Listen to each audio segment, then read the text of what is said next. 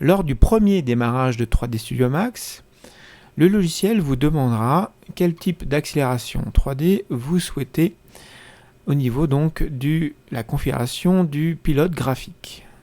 Donc ici, vous avez un petit message de la fenêtre Graphics Driver Setup. Il existe 3 options disponibles: Software, OpenGL, Direct 3D, la 4e n'étant réellement plus disponible vraiment actuellement, à part disposer d'un matériel spécifiquement étudié pour 3D Studio Max. Il s'agit donc ici de choisir la meilleure méthode d'accélération en fonction de la configuration du PC sur laquelle on travaille. La première méthode est la méthode Software. Il s'agit de l'accélération la moins efficace, mais qui peut être activée sur n'importe quel ordinateur, faisant assez peu appel aux performances de la carte graphique. Nous avons également l'OpenGL, qui est la bibliothèque d'accélération la plus répandue dans le monde de l'imagerie 3D. Il faut évidemment que la carte graphique supporte l'OpenGL, mais c'est le cas de toutes les cartes graphiques actuellement sur le marché. Et enfin, nous avons la bibliothèque d'accélération Direct 3D qui a été développée par Microsoft. Elle est plus récente que l'OpenGL et nous pouvons choisir cette bibliothèque d'accélération car elle dispose de bonnes facultés dans l'ensemble. Il faut cependant posséder une carte graphique compatible DirectX, ce qui est le cas de la plupart des cartes 3D du marché actuellement. Mais il faut également avoir installé la dernière version de DirectX. Pour 3ds Max 8, il faudra avoir installé la version 9.0 pour en bénéficier. Nous pouvons donc maintenant lancer le démarrage de 3D Studio Max en cliquant sur le bouton OK. Une fois le logiciel complètement affiché, nous allons d'ores et déjà demander comme préférence à ce que les icônes des barres d'outils du logiciel soient plus réduites, occupent un moins grand espace, afin de disposer de la meilleure surface d'affichage possible dans le logiciel. Pour cela, nous allons dans le menu Customize, commande Préférences, et dans la fenêtre Préférences Settings, dans l'onglet Général, nous allons décocher l'option Use Large Toolbar Buttons. Nous cliquons sur OK pour valider. Nous avons un message d'avertissement nous demandant de relancer 3D Studio Max pour prendre en compte ce changement. Nous cliquons sur OK maintenant et nous allons relancer 3D Studio Max. L'interface de 3D Studio Max est constituée de plusieurs parties. La première est la barre des menus, qui part du menu File jusqu'au menu Help, et possède ainsi l'ensemble des commandes du logiciel. La deuxième partie est constituée par la Main Toolbar, une barre d'outils principale qui regroupe la plupart des fonctionnalités les plus couramment utilisées dans ce logiciel. L'interface de 3ds Max contient également des fenêtres de visualisation de l'univers 3D, à commencer par la fenêtre perspective, ici actuellement encadrée de jaune car activée par défaut. C'est-à-dire qu'ici nous travaillons dans la fenêtre perspective et c'est donc la seule fenêtre de travail affichée en 3 dimensions X, Y et Z. Il y a également des fenêtres exprimées en 2 dimensions, dites des fenêtres orthographiques, comme la fenêtre de type left, de la fenêtre de la vue top, en vue de dessus, ou de la fenêtre vue de face, c'est-à-dire fenêtre front.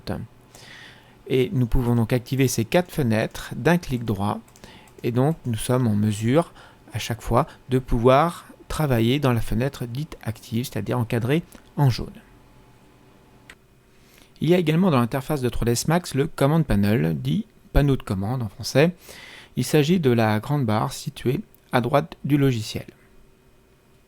Le Command Panel est en fait une espèce de trousse à outils qui permet plusieurs actions comme créer un objet, le modifier ou l'animer par exemple.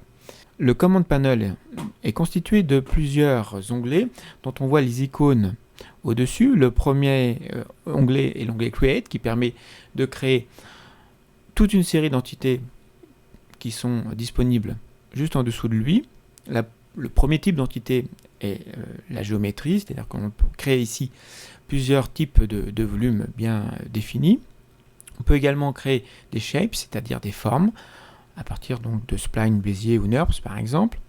On peut également créer des lumières, des caméras, ainsi que des entités de type helpers qui permettent de faciliter le processus de création 3D, notamment par exemple utiliser un outil qui permet de mesurer la distance entre deux points par exemple. Il y a la possibilité aussi de créer l'entité de type Space Warp ou déformation spatiale qui permettent de déformer un objet à un certain endroit de la scène 3D. Et enfin, on peut créer des entités de type système comme un squelette d'animation comme les bones ou le bipède. Il y a également donc le deuxième onglet du Command Panel qui est l'onglet Modify qui permet de modifier ce qui a été créé dans l'onglet Create. Il y a également le troisième onglet, l'onglet Hiérarchie, qui permet ici de modifier notamment les points de pivot des objets ou faire appel à la cinématique inverse en cas d'animation avancée. Nous avons également la possibilité, avec le quatrième onglet du Command Panel, de gérer l'animation, s'il s'agit de l'onglet Motion. Il y a également l'onglet Display qui permet de choisir des options d'affichage pour nos objets.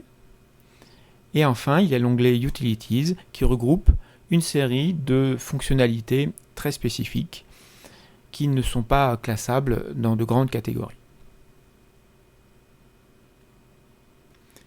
Dans l'interface de 3ds Max, il y a également une partie consacrée à la navigation dans les fenêtres de travail, c'est-à-dire les viewports.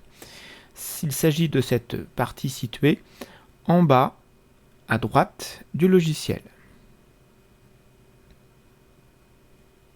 Il y a également une partie située sur la gauche de cette même zone qui permet de contrôler la lecture de l'animation du logiciel. Ce qui fait ici que nous avons des lectures comme le Play Animation, des icônes comme le Play Animation ou le Next Frame pour aller d'une image à l'autre. Nous avons également une zone qui permet de contrôler toute l'animation par clé, qui va donc de la grande icône avec une clé jusqu'au bouton Key Filters.